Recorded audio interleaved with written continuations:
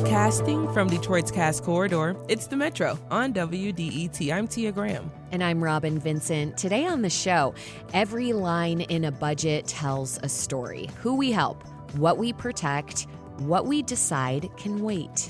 Michigan's new spending plan is finally here. Billions for schools and roads, cuts to agencies and jobs, and a deeper question. What kind of state do we want to be? A similar question echoes just a few miles away in Ferndale, where cameras have been quietly watching residents. The city will soon decide if that kind of surveillance should continue. Safety, privacy, power, they don't always move in the same direction, but how we balance them shapes how we live together. And later, the stage lights up with stories of reinvention. Shakespeare in Detroit brings back the bard, but this time the muse steals the pen. Plus, at the Tamate Institute, dance becomes ritual. From the Capitol to the stage, from policy to performance, this is the Metro. Let's start in Lansing, where the state's long-delayed budget finally tells its own story. Don't tell me what you value. Show me your budget, and I'll tell you what you value. That was something that former President Joe Biden used to say.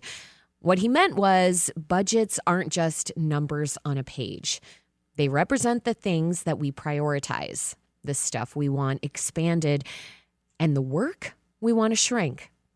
The 2026 Michigan state budget took a long time to sort out, but late last week, a $75.9 billion budget was finally passed. So what's in it? We have Zach Gorchow here to discuss. He's the president of Gongwer News Service Michigan. Zach, welcome back to the Metro. Hi, great to be here. So it took a long time to get this budget passed. What was your initial reaction to this getting done last week? Well, I think the initial reaction was finally. I mean, it's only the first time in 16 years that it's gone beyond the October 1 start of the fiscal year to get this done. It was a tortuous process to get there.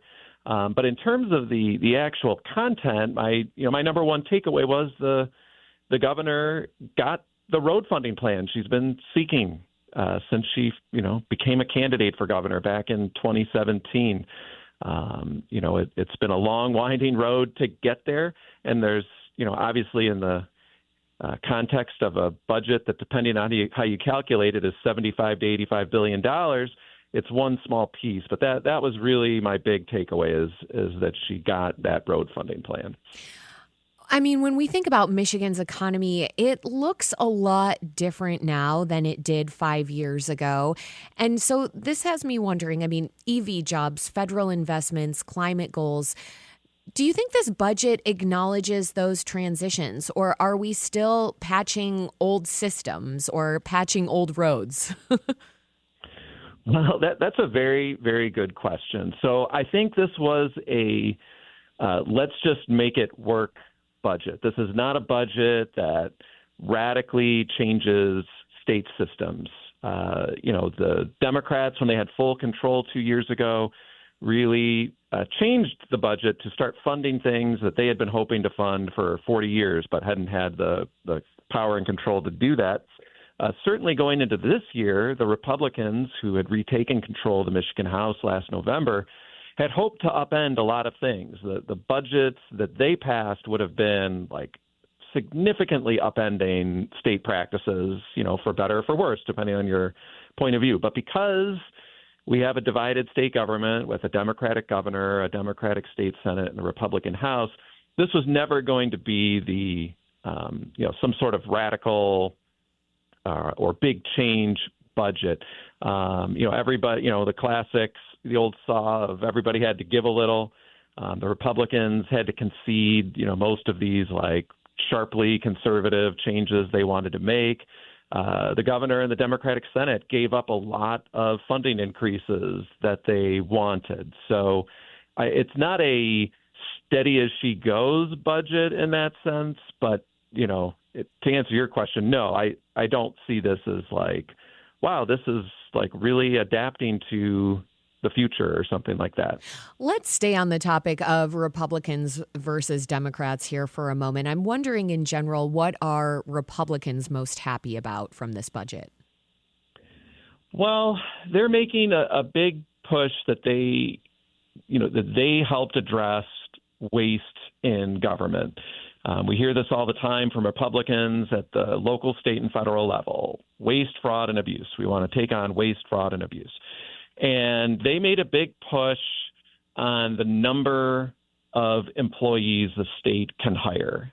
This is too lengthy to get into on this show, but they had made a push that state departments and agencies were leaving thousands of positions unfilled. Now, the state has countered that these were unfunded vacancies, essentially, that yes, on paper there would be more people hired, but there's actually no money being spent on them. So they kind of came to an agreement where the number of on-paper positions was reduced, but it's really not going to lead to like layoffs or a big reduction in the state workforce. But the Republicans are quite happy about that. They're also very happy that this budget's going to account for lifting the state income tax off of tips. That's going to mirror something that is happening at the federal level, where the federal income tax won't be assessed on the tips that people make if they work in those industries. So those were two items they're really happy about.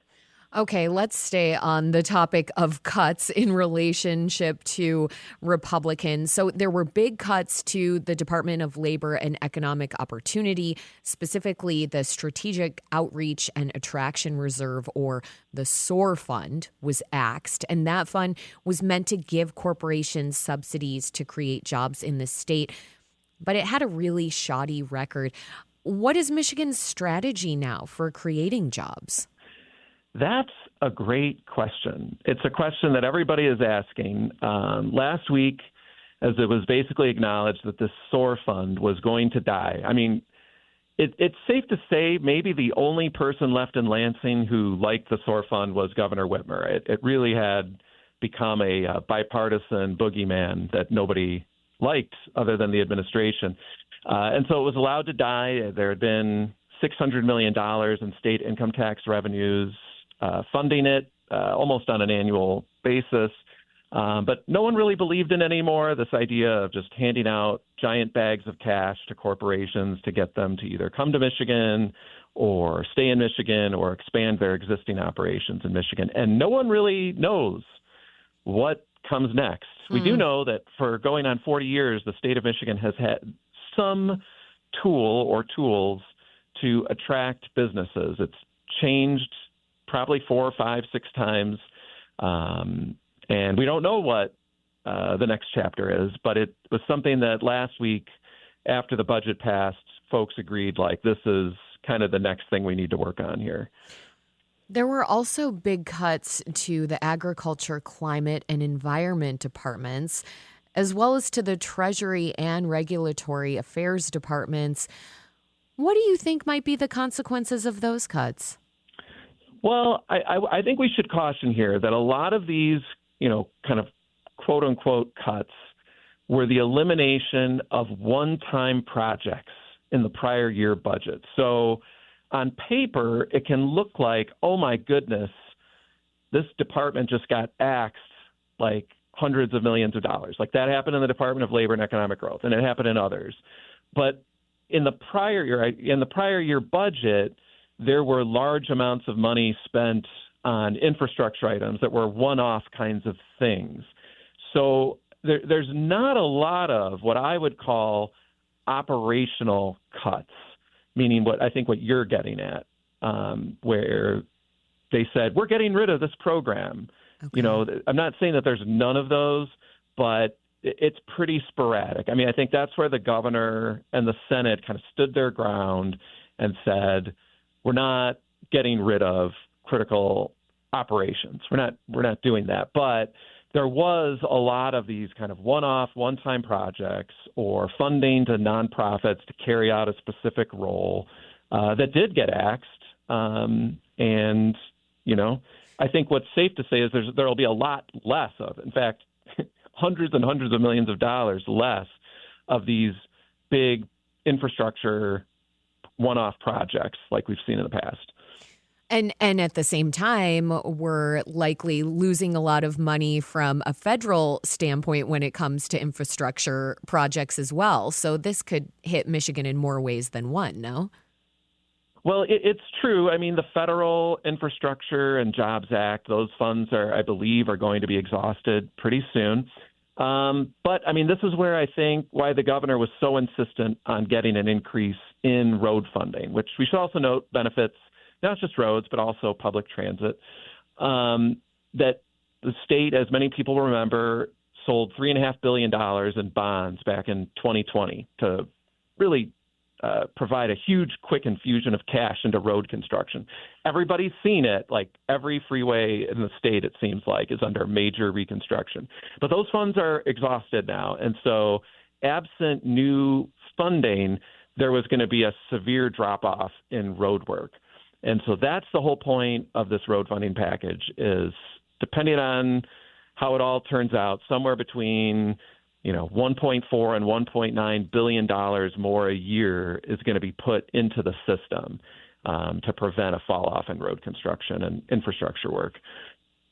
You're listening to The Metro on WDET. I'm Robin Vincent. If you're just joining us, we're talking about Michigan's 2026 budget, which was just passed last week. My guest is Zach Gorchow, the president of Gongwer News Service Michigan. So, Zach, now we have to look at some of the things that are expanding, and that allows me to bring in the other side of the equation here, which is the Democrats and some of the things that they're happy about. And I'm guessing that would include RX Kids, even though that did have support on both sides of the aisles. But let's talk about that for a minute. RX Kids is a program to give cash to new moms, and it got its largest funding boost.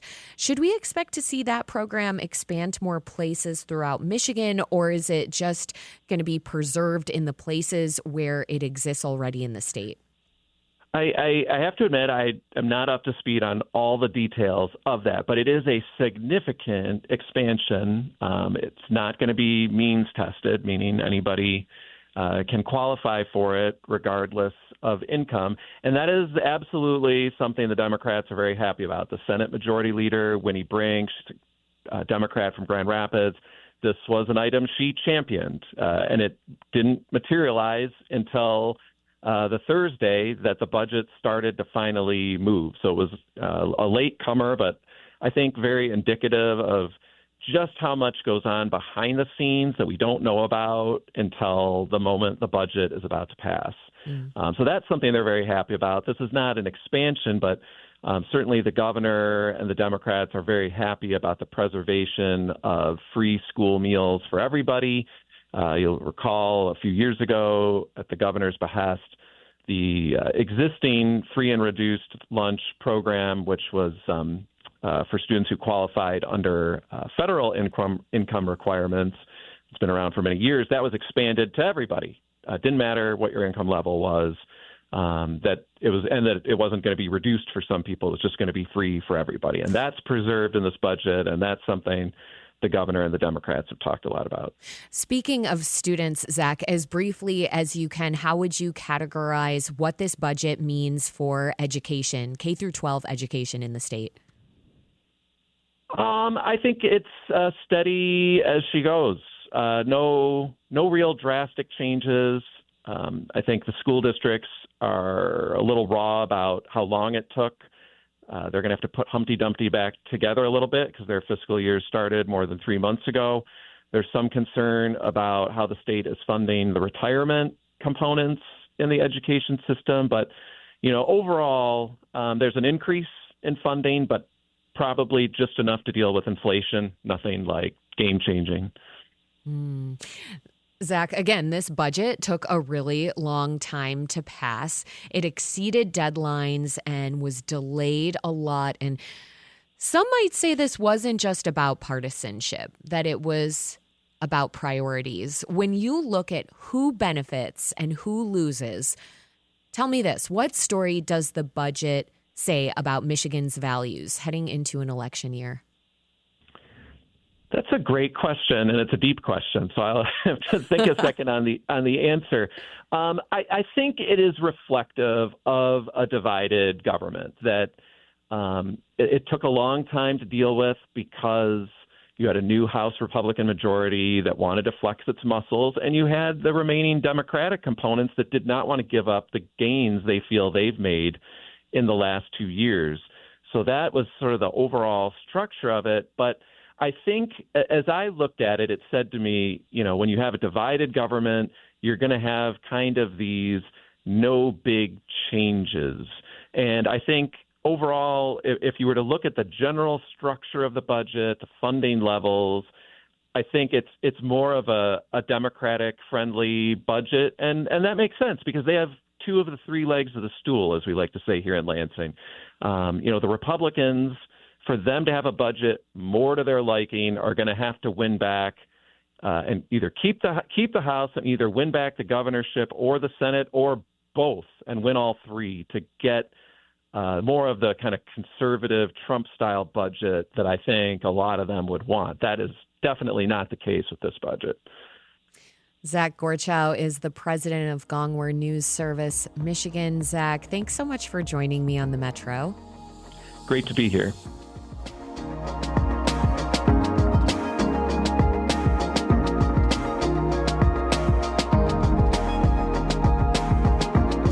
We'll be right back on the Metro. Stay with us.